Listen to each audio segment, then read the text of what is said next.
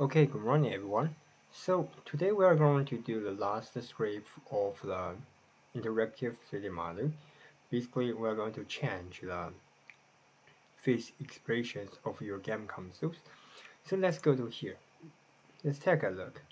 This part actually is pretty simple because we only have three elements on our face. So I just want to make them rotate and change the size. So it makes sometimes it will loudly or merely it will sometimes it will become negative or something. So that's how it works.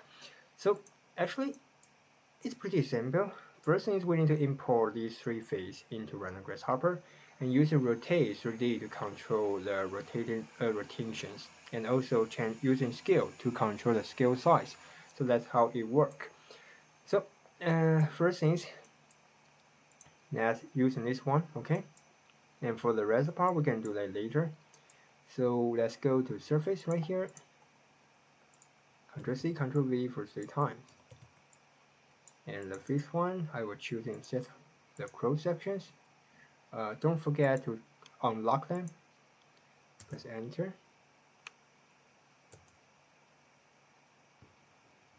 Okay.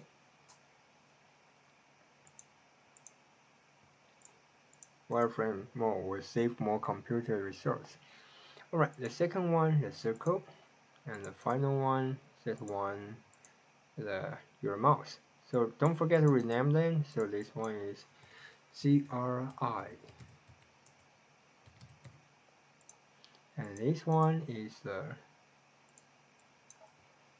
circle eyes. This one is mouse. Okay. So now we are going to make them rotate. For the eyes, I want to make them rotate. So actually, this one doesn't matter because this one is a circle. So these two we are going to. This one I'm going to rotate and scale, and this one I'm just make this one scale, and this one is going to rotate. So let's type in rotate, but this one is 3D, not 2D. Geometry right here, and center point just using the area size to catch the center point. Okay, so now you have. And for the axis, for now, as far as I can see, it's on the y direction, just based on the coordinate right here. So you can go to say a vector and choose in unit y, connect this one here, and it will work. Okay. All right, that's right here, choosing the a axis. All right, and fine. Sorry, not this one. I make something wrong. This is about axis, not this one. This is about the degree, the rotation degree. Sorry for that. So let's disconnect this part. Alright, so this is the base for rotation, and for the rotation angle degree, right now, as far as I can see, it was 0.5 by pi. So what's that mean? It means it was not in the degree system, it was in pi system. So in order to do that, we have to right click on this one.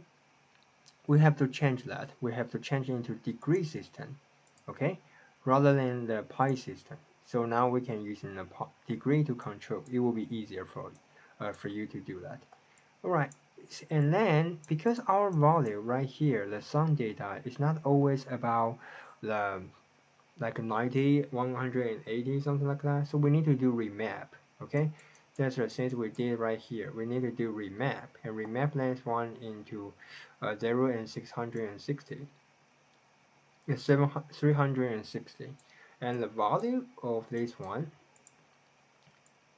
the value of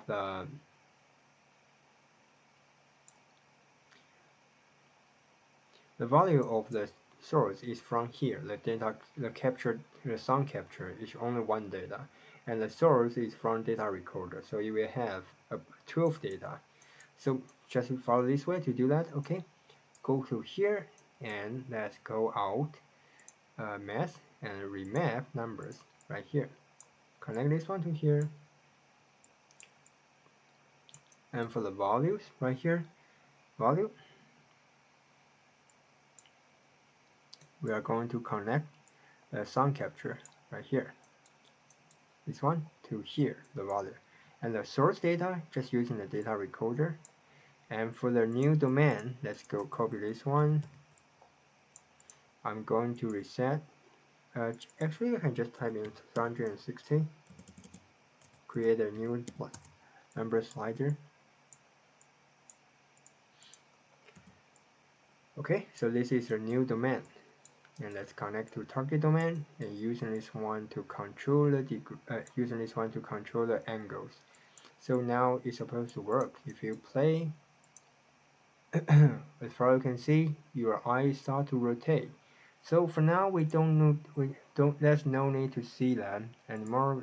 We can just turn off the face expressions. Okay, and also we can turn off this one. So it will rotate based on the song. Okay, let's stop recording. And also, next part is about the eye and the mouse. For these two, I want to change the scale. So let's type in scale. Okay, this is about the geometry. So it's better for one. Everyone will have one scale because the center point is different. So for this one, I will give the eyes, and the center point is here. And for the mouse, let's do that again. Copy. Mouse is here, and the center point is here. Okay, and for the vector, I think it can be the same. So let's move this one here, and for the vector right here,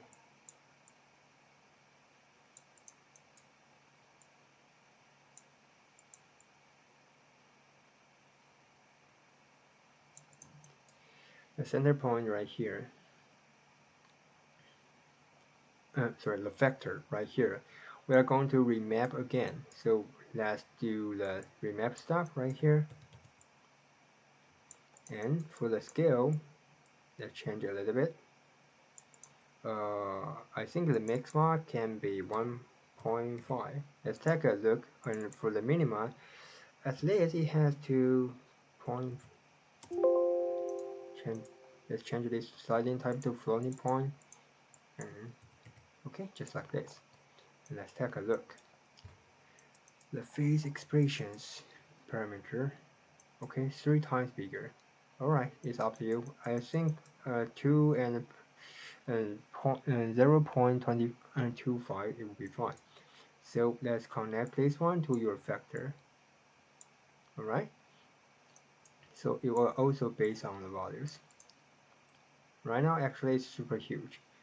Okay, and so now we can turn off the preview. And also for this one, okay, for the mouse, I want this one rotate as well.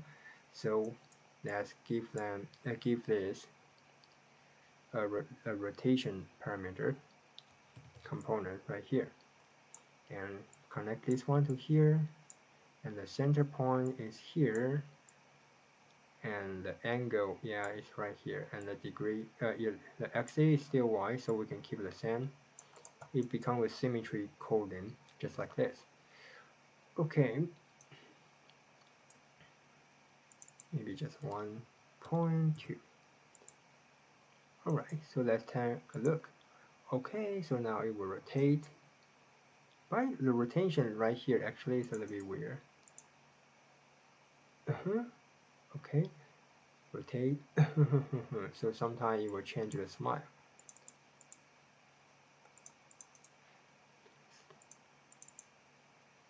Change this one to floating number. Okay, alright, cool. So that's how it works. So that's about and this is about how change the face expressions. So let's stop recording. And for the other side, I mean the game cancel right here is the same things, but we just change the different surface. So we can call this one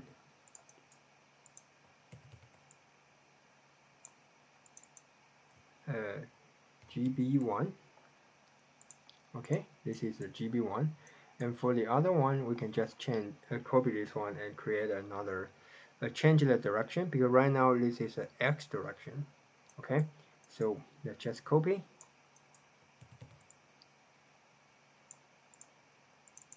and call this one GB2. All right, and change the eyes. Change the surface reference data. Set one face. Choose this one. Change set one surface right here, and choose this one. Set one surface right here. Okay, so now we have this. And for this part, we have to change the axis. So let's go to vector, go to X direction. You need X, and choose this one, and choose this one. Alright, so now we have. And we don't need the model anymore, so we can just stay like this. And also we need to do the material for the eyes. So I just wanna, let's take a look. The original one I just using the material right here to do that. So yeah, we can do the same things just like the reference here. So first things, just in order to save time, so I want to put all of them into one surface container. So you can just connect all of them here. It will be easier for you. Okay, hold on Shift key and you can do multi selections. And the result supposed to look like a symmetry, a beautiful symmetry coding. And I think that's the beauty about a visual graphic. If you have understand the logic, you can create some beautiful patterns. Okay, so this is a surface, and now let's connect here to. Okay, but if I do so, the face. Okay, rather than that, I want to connect to here, the jumping box, because the eye can be white color, so it will be way more obvious to see. So let's connect here to this one. All right. So now we can turn off that. Turn off the preview. Turn off the preview.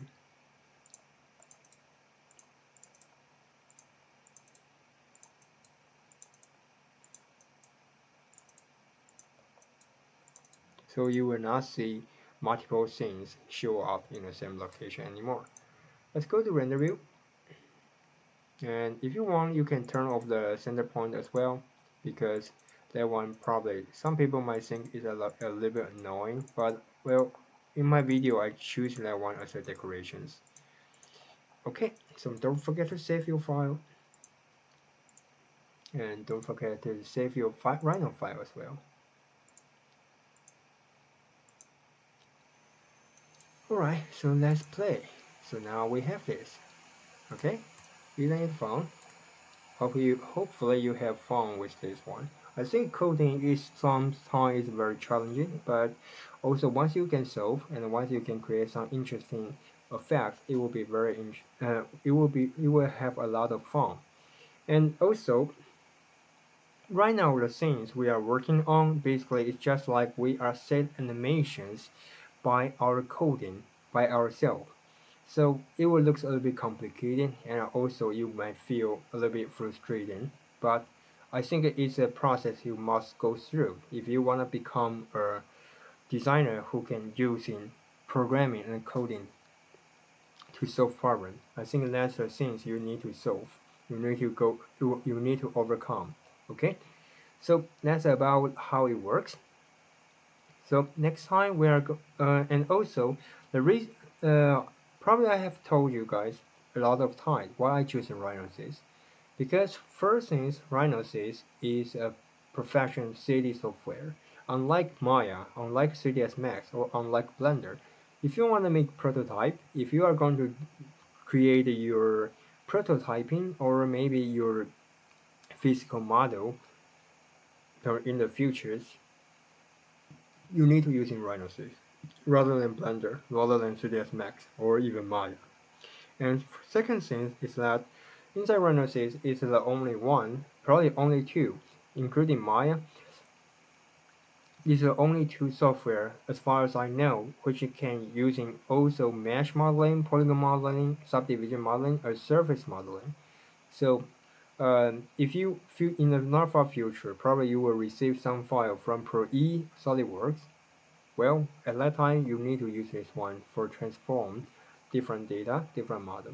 And final thing is that inside Rhino Grasshopper, actually you can directly use in Rhino Grasshopper to collaborate with your C Sharp. That's a computer language which you need to learn in the futures. Okay, so we need to you need to use in this one to you can use in this one to collaborate with the Microsoft Visual Studio and using C Sharp for modeling. That's not the things you can do inside Maya or Blender. Blender, I think it's written in Python, and so basically, if you just know C Sharp, there's nothing you can do.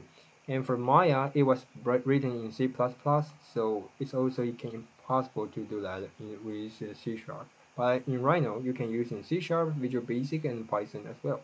So it's a very good start point for the beginner to do the coding, especially using a visual way. It has a very strong logic way to do the coding. Unlike Maya, unlike Blender, even for Blender, the geometry node and also shape node is not that strict at all compared to Rhino Grasshopper.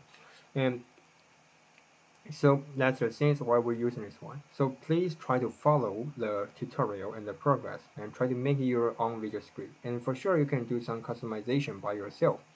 And if you do so, I would say your semester grade will getting even higher. But don't do the copy and paste stuff with your classmates. Okay, you can copy and paste of your own file. For example, like the example which we done before.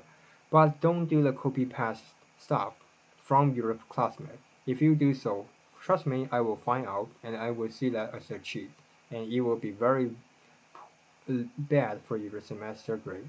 Okay, so thank you for watching. See you next time.